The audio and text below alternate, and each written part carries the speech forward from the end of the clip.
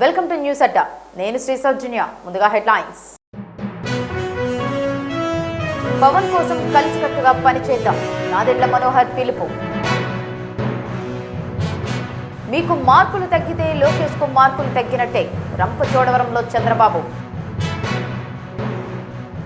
పుట్టినరోజు సందర్భంగా మొక్క నాటిన కేటీఆర్. బెదిరించినా అరెస్టు చేసినా ఉద్యమం ఆగదు, రాహుల్ గాంధీ. పేపర్ లీక్ ఆందోళనల వేళ ఆర్ఎస్ఎస్ చీఫ్ భగవత్ కీలక వ్యాఖ్యలు.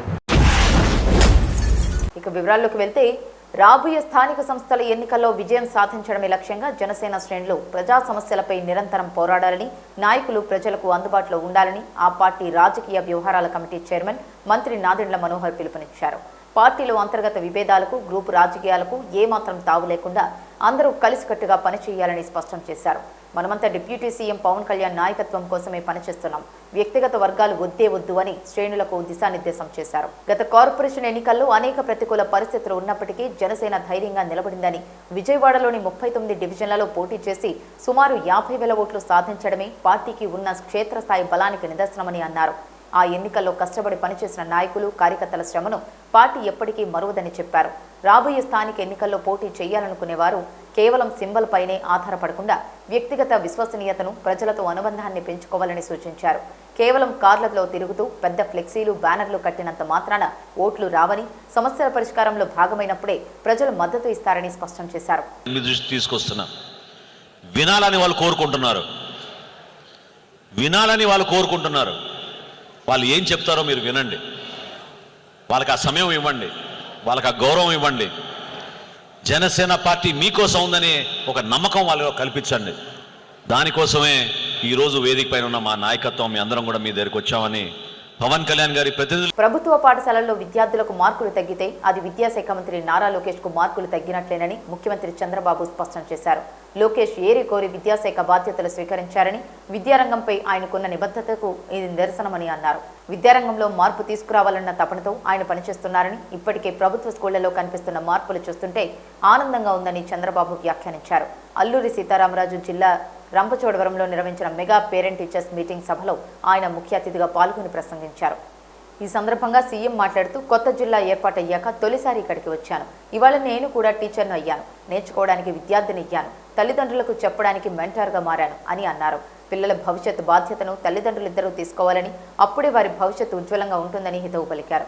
ప్రభుత్వ విద్యా వ్యవస్థలో మార్పులు ప్రారంభమయ్యాయని, దీని ఫలితంగానే ప్రైవేట్ పాఠశాలల నుంచి 1.10 లక్షల మంది విద్యార్థులు ప్రభుత్వ బడుల్లో చేరారని, ఇదే ప్రభుత్వ స్కూళ్ల సత్తా అని గర్వంగా ప్రకటించారు.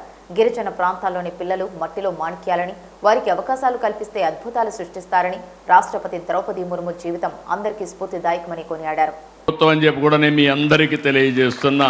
ఈ రోజుట్లో రోజు రోజుకి ప్రభుత్వ పాఠశాలలు బలహీనమైపోతున్నాయి, పిల్లల సంఖ్య తగ్గిపోతా ఉంది.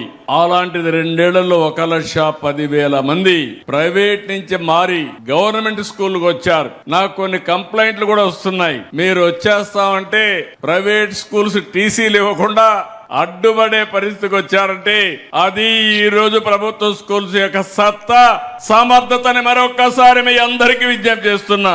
ఈ ఏజెన్సీ ఏరియా స్వచ్ఛమైన వాతావరణం, స్వచ్ఛమైన మనుషులు, పిల్లలు మట్టిలో మాణిక్యాలు, అవకాశాలు ఇస్తే అద్భుతాలు సృష్టిస్తారు. చదువు మన జీవితాలను మారుస్తుంది. మన రాష్ట్రపతి ద్రౌపది ముర్ము గారి దీనికి నిదర్శనం. దేశానికి గర్వకారణం, మనందరికీ స్ఫూర్తిదాయకం. నేను అందుకే మిమ్మల్ని అందరూ. బీఆర్ఎస్ వర్కింగ్ ప్రెసిడెంట్ కేటీఆర్ తన పుట్టినరోజును కుటుంబ సభ్యుల సమక్షంలో నిరాడంబరంగా జరుపుకున్నారు. ఈ సందర్భంగా బీఆర్ఎస్ అధినేత కేసీఆర్ తన తనయుడికి ఆశీస్సులు అందించి నిండు నూరేళ్లు సంపూర్ణ ఆరోగ్యంతో వర్ధిల్లాలని దీవించారు. తన పుట్టినరోజును పురస్కరించుకొని కేటీఆర్ స్వయంగా పారపట్టి తండ్రి సమక్షంలో మొక్క నాటి మట్టి పోయడం విశేషం. మాజీ ఎంపీ సంతోష్ కుమార్ పిలుపు మేరకు గ్రీన్ ఇండియా ఛాలెంజ్లో భాగంగా కేటీఆర్ ఈ కార్యక్రమంలో పాల్గొన్నారు. వ్యవసాయ క్షేత్రంలో జరిగిన ఈ కార్యక్రమంలో కేటీఆర్తో పాటు కేటీఆర్ భార్య శైలిమ, కుమారుడు హిమాంశు, కుమార్తె రియాన్షి కూడా మొక్కలు నాటారు. ప్రకృతి వ్యవసాయంపై మక్కువ ఉన్న కేసీఆర్ ఈ కార్యక్రమంలో ఉత్సాహంగా పాల్గొనడం అందరినీ ఆకట్టుకుంది. నీట్ పేపర్ లీక్ పరీక్షల అక్రమాలపై జంతర్ మంతర్లో ఆందోళన చేస్తున్న విద్యార్థులను శనివారం లోక్సభ ప్రతిపక్ష నేత రాహుల్ గాంధీ కలిశారు. నిరాహార దీక్షలో ఉన్న విద్యార్థులతో మాట్లాడిన అనంతరం మీడియాతో మాట్లాడారు. ప్రభుత్వం అరెస్టులు చేసినా, బెదిరించినా విద్యార్థులు ఉద్యమం నుంచి వెనక్కి తగ్గబోరని స్పష్టం చేశారు. విద్యార్థులు ప్రభుత్వం ముందు 3 రాజీలేని డిమాండ్లు పెట్టారని రాహుల్ తెలిపారు. కేంద్ర విద్యాశాఖ మంత్రి ధర్మేంద్ర ప్రధాన్ను వెంటనే పదవి నుంచి తొలగించడం, విద్యార్థులపై జరిగిన లాఠీ చార్జికి బాధ్యులపై చర్యలు తీసుకోవడం, అలాగే ప్రధాని నరేంద్ర మోదీ విద్యార్థులకు బహిరంగంగా క్షమాపణ చెప్పడం తప్పనిసరి అని పేర్కొన్నారు. ధర్మేంద్ర ప్రధాన్ను మరో శాఖకు మార్చడం పరిష్కారం కాదని, ఆయన్ను పూర్తిగా మంత్రి పదవి నుంచి తొలగించాల్సిందేనని రాహుల్ స్పష్టం చేశారు. విద్యార్థుల భవిష్యత్తును దెబ్బతీసిన వ్యవస్థకు ఆయన ప్రతీకగా మారారని, అందుకే ఆయనపై చర్య తప్పనిసరి అని వ్యాఖ్యానించారు. We get information these days from the government. There's some talk going on in Mr. Modi's cabinet that the solution is to move Mr. Dharmendra Pradhan from education to some other ministry. This is not acceptable to the students of India. It is not acceptable to anybody. The reason is Mr. Pradhan is a symbol of corruption and of what has happened to the future of India's children. He is a symbol of the destruction of the most valuable thing that this country has, which is our students and their future. And so there is going to be no conversation about Mr. Dharmendra Pradhan being moved here, moved there, put behind, forward, nothing. Mr. Dharmendra Pradhan has to be sacked, period. Second, దేశవ్యాప్తంగా paper లీకులు, పరీక్షల అక్రమాలపై విద్యార్థుల నిరసనలు కొనసాగుతున్న వేళ RSS chief Mohan Bhagwat యువత గురించి కీలక వ్యాఖ్యలు చేశారు. నేటి తరం ప్రశ్నించే తరమని, వారికి ఆదేశాలు ఇవ్వడం కంటే చర్చించి అర్థం చెప్పడం అవసరమని అన్నారు. ఢిల్లీలో నిర్వహించిన సమకాలీన మాతృత్వం అంశంపై జాతీయ అవగాహన సమావేశంలో భగవత్ మాట్లాడారు. తమ చిన్నతనంలో పెద్దలు చెప్పిన మాట వినేవాళ్లమని చెప్పారు. కానీ ఇప్పుడు పరిస్థితులు మారాయని పేర్కొన్నారు. నేటి యువత ప్రతి విషయాన్ని ప్రశ్నిస్తోందని, అందుకే వారికి కారణాలు వివరించి నమ్మకం కల్పించాలని చెప్పారు. యువతతో ఎక్కువ సమయం గడపాలని, వారిపై ప్రేమ, ఆప్యాయత చూపాలని సూచించారు.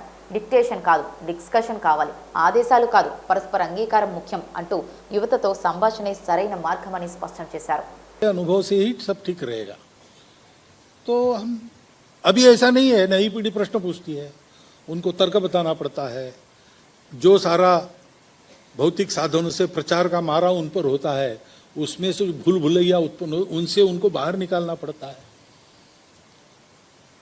तो एक तो बहुत अधिक अपनापन देने की जरूरत है, समय देने की जरूरत है और संवाद करने की जरूरत है. डिक्टेशन नहीं, डिस्कशन, ऑर्डर नहीं, कॉन्सेंसस. आज परिवार में बातचीत बंद हो गई है. अपना मोबाइल, सब लोग ऑफिस से, पति पत्नी दोनों आते हैं, बच्चे भी स्कूल से आते हैं, भूख लगी है इसलिए कुछ खा लेते हैं. हर एक आदमी अपना मोबाइल लेके ऐसा करते बैठता है. बाहर के मिलने के लिए आ गए, उनकी भी सुध नहीं लेता. ఇవి ఇప్పటివరకున్న బులెటిన్ అప్డేట్స్. మరొక బులెటిన్తో మళ్ళీ కలుసుకుందాం. అంతవరకు సెలవు, నమస్కారం.